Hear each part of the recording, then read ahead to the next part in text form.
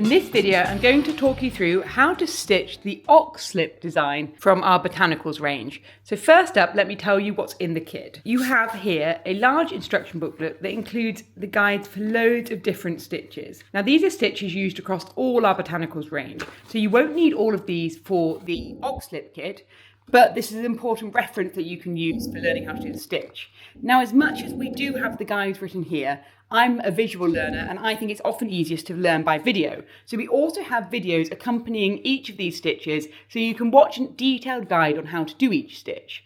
Now, it's important to bear in mind that in this video, I'm just going to talk you through the little areas of the overall design. I'm not going to go into detail on each of the stitches. So if you want a bit more detail on the individual stitches, then do refer to those other guides. Alongside those guides, you also have this instruction booklet here. And this instruction booklet on this side has some high resolution images from the finished design themselves. These are really important reference materials to help you understand the stitch directions and whether your stitches are right. So one of the things we use these for is just to be able to look back and say, right, we stitched the satin stitch horizontally, or those are the colorways we're using. So these do serve a purpose as well as being nice images. But the really important bit of the guide is this section here, where we show you which stitch to do where. And so alongside the top, it will say satin stitch, stem stitch, interlaced herringbone. And then we have little images here which show you which colour goes where. So we have the greens, the dark yellows, light yellows. These all then have corresponding numbers down at the bottom. Those numbers correspond to the numbers of the threads. So we have number 1, 2, 3, 4, and 9. And you can see how those colours match up with what's written here. And so what you're going to do is you refer to this guide and you say, right, that area is stitched in colour number 4, so I'm going to start filling that in colour number 4. And that all correlates to the design which is printed here onto your fabric. On the fabric, you also have 2 needles. Now we include 2 needles because it's about the preference of how you want to work. I know some people really like working with a fine embroidery needle, whereas others prefer working with a large eye needle. Now, the only bit where I'd recommend you choosing a particular one is when we do the French knots. It's often easier to do French knots using a small needle. So use whichever needle you prefer for most of the design, but when it comes to the French knots, I do recommend the small needle. Right, I'm going to show you a little bit of stitching each of the areas of the design. So I'm going to start with one of the easiest areas, which is our satin stitch flowers. And I'm going to begin with this outer flower here, number 4, colour thread number 4. So I'm going to cut myself an arm's length of thread. And then throughout all our Botanicals range, we always work with 3 strands of thread. So I'm going to split down my strands. Now there's a separate video showing you how to split the thread, tie a knot, if you're not sure about how to do this. But you can see I'm just splitting out 3 strands of thread here. I'm going to wind the remaining 3 strands back onto the bobbin and I can use those later. I'm going to thread up my needle and then tie a knot.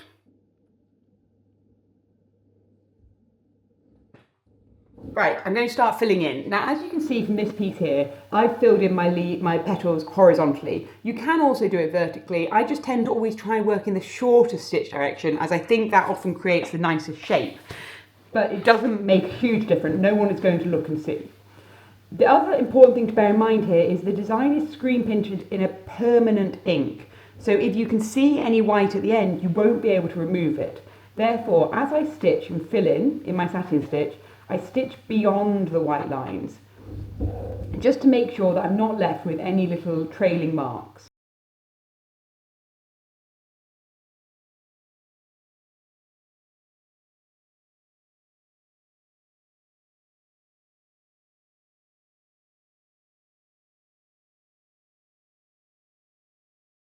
And so I'm stitching horizontally using a satin stitch. As I said, there is a separate video showing you satin stitch. I'm using a quick method of satin stitch here, where I kind of work fully from the top side of the fabric rather than moving my needle down and underneath. Now that's because I've done a lot of sewing and I'm kind of experienced. If you are new to satin stitch, it might be worth you working in a slower method to begin with. And so do go take a look at the satin stitch video if you want to see how to do it a slightly simpler way. And all I'm doing is I'm going along and I'm filling in my shape. I'm just going beyond the white lines just to make sure it's full. And you see I'm kind of happily jumping around. One of the great things about satin stitch is you can move up and down your design. So if you stitch an area and then afterwards you feel like you've got a bit of a gap, don't worry about that. You can always come back and fill in that gap later. So I've got that petal done. I'm going to go across and now work on the next side, work on another petal. I'm going to work up from the base.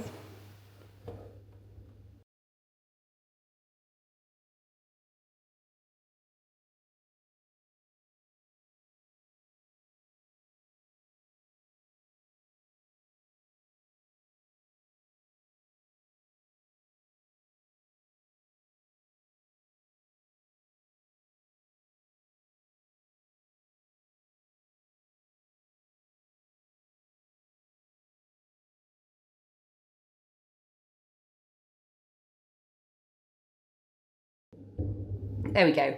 So you see the way the petals are done. Now that's how you're going to stitch all your petals and also all the bud bits at the bottom of the petals of each of the oxlip flowers. That's all stitched in a satin stitch. So I'm just going to show you finishing off the thread. So I'd obviously stitched to the end of the thread, but for the purpose of this video I just want to show you little sections.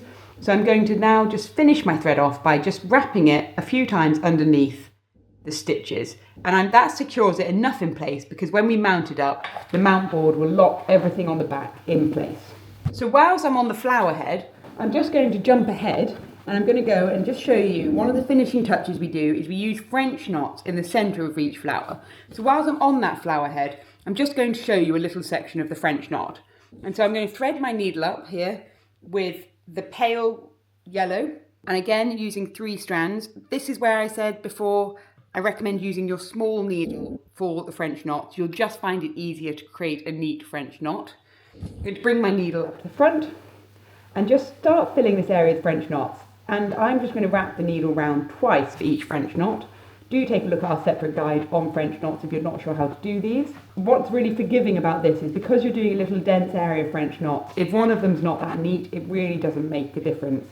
Because you won't be able to see each individual French knot in the finished design. You're just going to see the little bundle of them all together.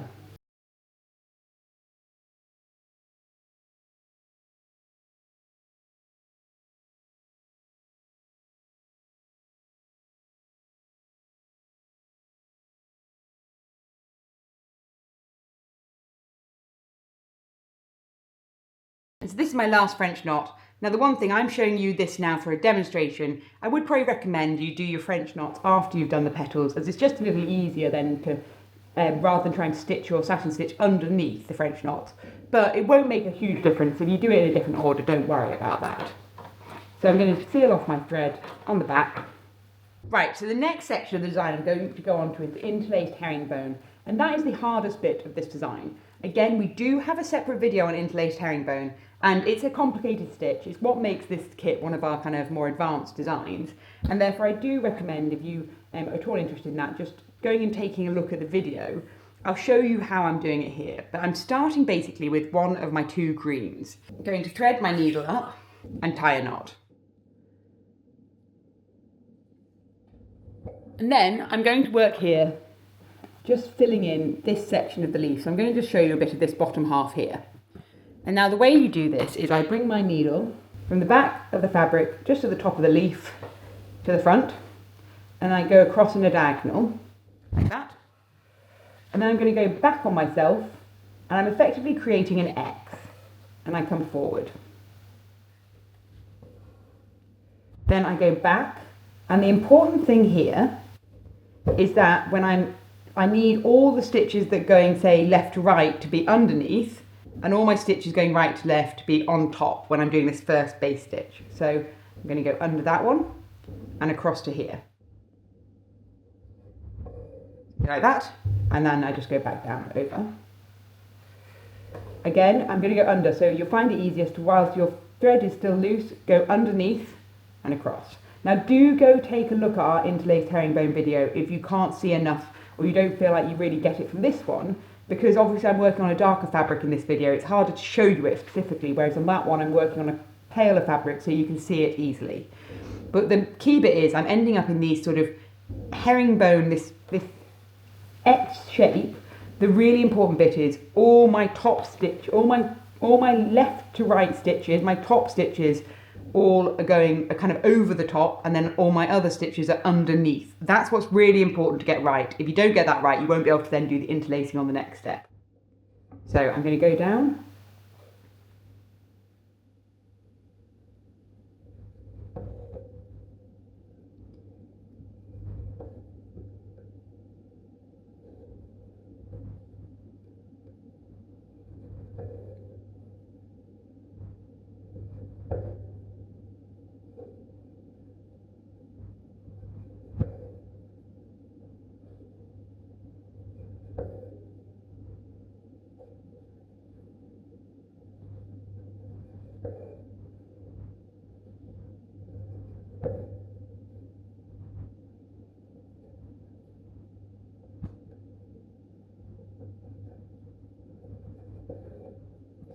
and you see then I'm kind of coming down the shape. So what I'm going to do is, just for the purpose of this video, is just leave that thread hanging. What I would tend to do is always finish one section first in the colour. Don't kind of stop halfway through, finish down to a whole section.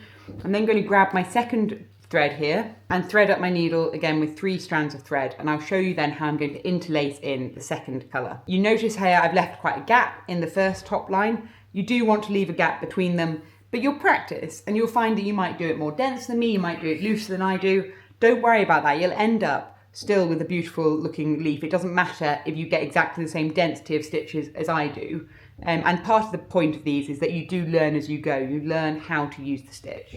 So I'm bringing my needle up at the end here, and I'm going to just start coming down this way.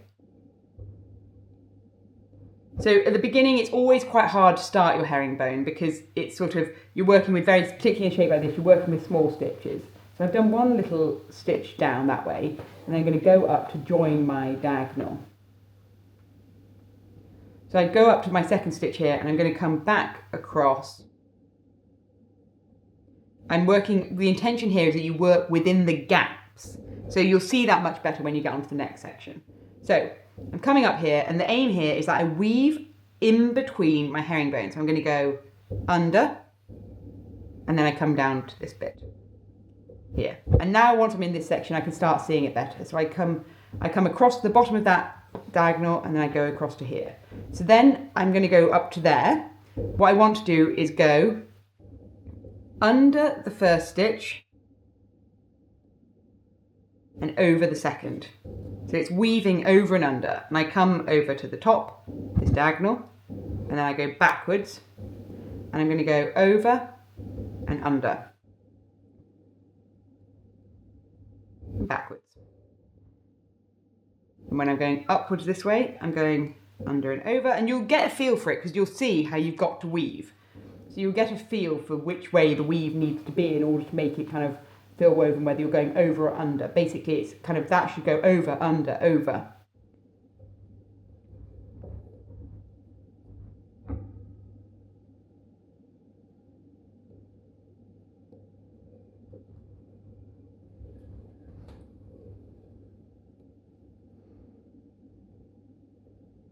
And that's when you start to see why you needed to leave yourself the space.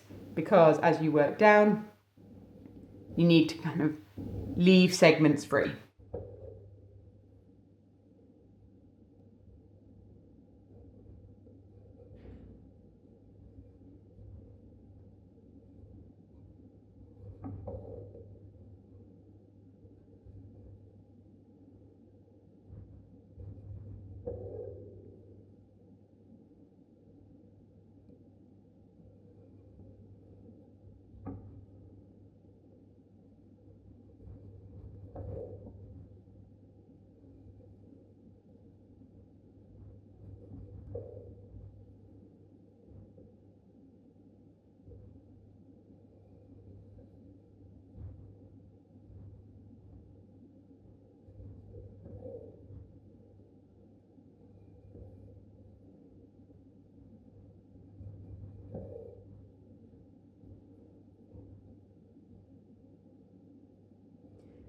So that's your interlaced herringbone. I'm just going to again stop it down here. Now a couple of things to bear in mind is we're going to end up covering over this outside white line. As you can see here, we cover it over with a stem stitch. Now on the inside one, you might see that you end up having a little bit of white left in that gap. Wait till you've done the other side and then see. If you're not comfortable with any bits of white you can see, then you can always do another line of stem stitch down the middle, and that will look really nice. You've got plenty enough thread to add that in if that's something where you want to be able to have that extra bit of cover for the white. Now on the back, I'm just going to, as I always do, seal off my thread, tying it underneath. And whilst I'm threaded up with this colour now, I'm just going to show you the final bit of the design, which is using a stem stitch. It's first used to do all our stems here, and then secondly it's used to edge the leaf here. I'll just show you it here used around the edging of the leaf so you can get that impression, but you're using exactly the same method when it comes to the stems. I'm just going to bring my needle up and I know I sound like a broken record, but you also have separate videos showing you how to do a stem stitch. So if you need more detail, a slower approach to the stem stitch, do just go take a look at that separate video. So I'm basically going down the edge and I'm covering over the outer line with my stem stitch. And the aim here is that I'm going to effectively cover over any white marks that are left using that stem stitch. And that's why, if I want, I can easily go and just put a line of stem stitch down the middle, if I still feel like they're exposed there.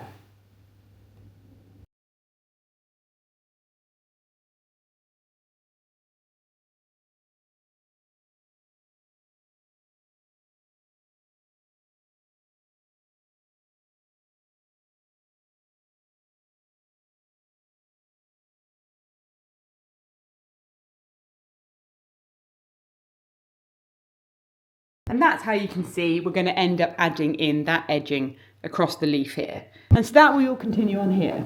So the only bit of the design left that I haven't shown you is just the lettering. And now the lettering is really simple. It's stitched in a back stitch. As we list out in the design here, we stitch all our lettering in the back stitch in colour number 4. And so if you're at all unsure how to do that, again, we've got a separate video showing you how to do a back stitch. Just remember you need to cover the white lines. Now that's all the elements that make up our Oxlip design. As I said, it is an advanced design, but I really think you'll enjoy it. I do hope you enjoy stitching up this design from our Botanicals range.